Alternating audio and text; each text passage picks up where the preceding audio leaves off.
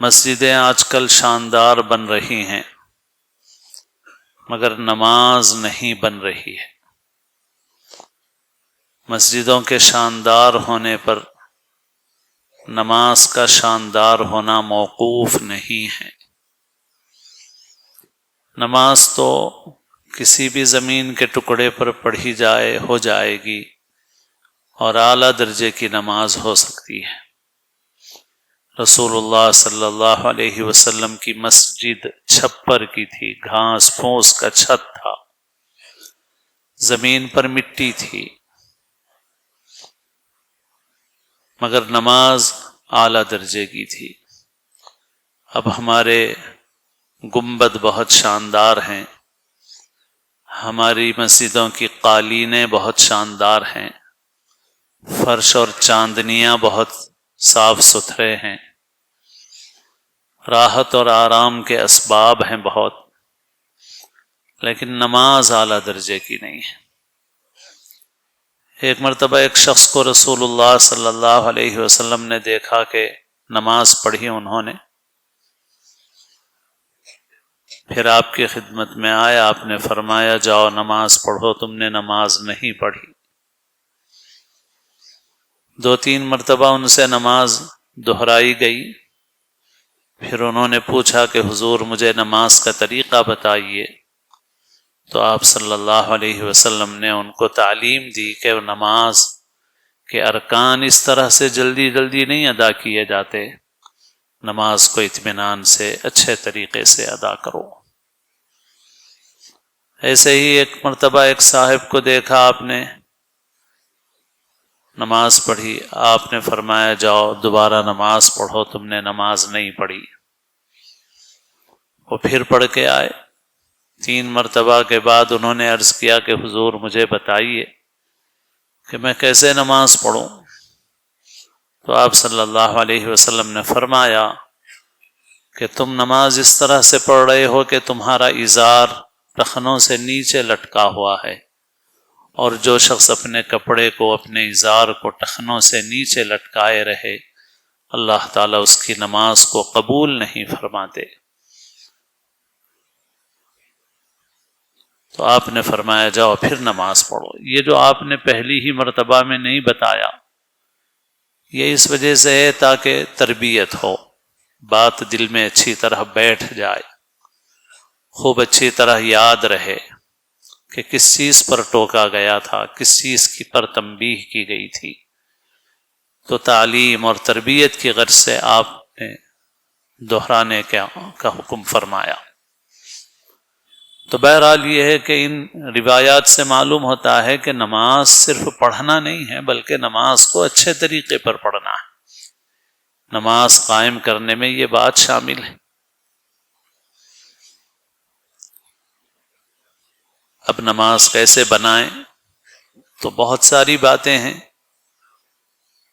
ان کا اہتمام کرنا چاہیے۔ نماز میں اہم جز ہے قرآن مجید، اس لیے قرآن مجید اچھا پڑھنا چاہیے۔ اس لیے صحت اور تجوید کے ساتھ قرآن مجید سیکھنا ہر مسلمان کے لیے ضروری کہ قرآن اچھا پڑھے۔ پھر جو کچھ نماز میں پڑھ رہا ہے اس کے معنی مطلب سے بھی واقف ہونا چاہیے، تب نماز اعلیٰ درجے کی ہوگی۔ نماز برسوں سے پڑھ رہے ہیں، لیکن بہت سے ایسے ہیں کہ جن کو سورہ فاتحہ کا ترجمہ بھی معلوم نہیں ہے۔ تو بہرحال نماز اعلیٰ درجے کی بنانا ہے تو جو کچھ نماز میں پڑھ رہے ہیں اس کے معنی مطلب سیکھو۔ اسی وجہ سے ہر مسلمان کو فکر کرنا چاہیے کہ وہ نماز کے جتنے اذکار ہیں، جتنی دعائیں ہیں، دعائے قنوت ہے، یہ سب چیزیں اور جو صورتیں کثرت سے پڑھی جاتی ہیں کم سے کم ہے، وہ ویسے تو پورا قرآن شریف پڑھنا چاہیے سمجھ کر کے، لیکن کم سے کم ان صورتوں کو انسان سمجھ لے، ان کے معنی مطلب کو سمجھ لے۔ حضرت محی السنہ مولانا شاہ ابرار الحق صاحب رحمۃ اللہ علیہ فرماتے تھے کہ سورہ فاتحہ کے اگر ایک لفظ کا روزانہ ترجمہ سیکھا جائے تو 20-21 دن میں پوری سورہ فاتحہ کا ترجمہ یاد ہو جائے گا۔ لیکن 20 برس ہو گئے نماز پڑھتے ہوئے اور سورہ فاتحہ کا ترجمہ نہیں معلوم ہے۔ سورہ فاتحہ میں خود دعا ہے اور بڑی عظیم دعا ہے، مگر اس کے معنی مطلب کا ہمیں استحضار نہیں۔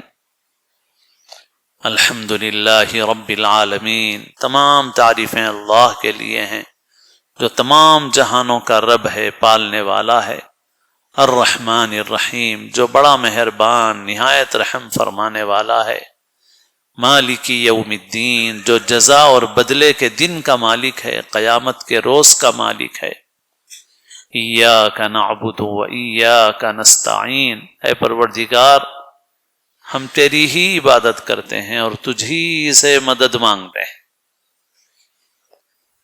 روزانہ پڑھتے ہیں، ہر نماز میں پڑھتے ہیں۔ عبادت اللہ کے لیے خاص ہے، استعانت اللہ کے لیے خاص ہے، اللہ ہی سے مدد مانگنا ہے۔ اہدنا الصراط المستقیم، اے اللہ صراط مستقیم کی ہدایت عطا فرما دیجئے۔ مگر ہم اس کو دعا کے طور پہ نہیں مانگتے، بس پڑھ لیتے ہیں ایسے۔ تو سمجھنا چاہیے اور استحضار کے ساتھ مانگنا چاہیے۔ دعائے معصورہ ہے، دعا کی قبولیت کا وقت ہے وہ سلام پھیرنے سے پہلے، اور دعائے مأثورہ کا مطلب، اور اسی طرح وتر میں دعائے قنوت کا مطلب کوئی ایک مخصوص اور مقرر دعا نہیں ہے، بلکہ وہاں پر آدمی عربی زبان میں قرآن اور حدیث میں جو دعائیں آئی ہیں اس قسم کی دعائیں جتنی چاہے مانگ سکتا ہے۔ صرف نماز با جماعت میں امام کو پابندی ہے کہ وہ زیادہ لمبی نہ کرے، باقی وہ بھی کوئی ایک دعا مانگنے کا پابند نہیں ہے، البتہ اختصار کا پابند ہے تاکہ لوگوں کو مشقت نہ ہو، بس اتنا ہی۔ اور جو دعا ہم لوگ پڑھتے ہیں وہ بھی حدیث میں منقول ہے، اس کے علاوہ بھی دعائیں حدیث میں آئی ہیں۔ ایسے ہی وتر میں قنوت کی جو دعا ہم پڑھتے ہیں، اس کے علاوہ ایک اور معروف دعا ہے جو شوافع کے نزدیک معمول بہا ہے، اور اس کے علاوہ اور جتنی دعائیں چاہے آدمی مانگ سکتا ہے، وتر میں ہے ہی اسی لیے وہ۔ لیکن ایک دعا بھی ہم سمجھ کے نہیں مانگ رہے ہیں تو اور دعائیں کیا مانگیں گے؟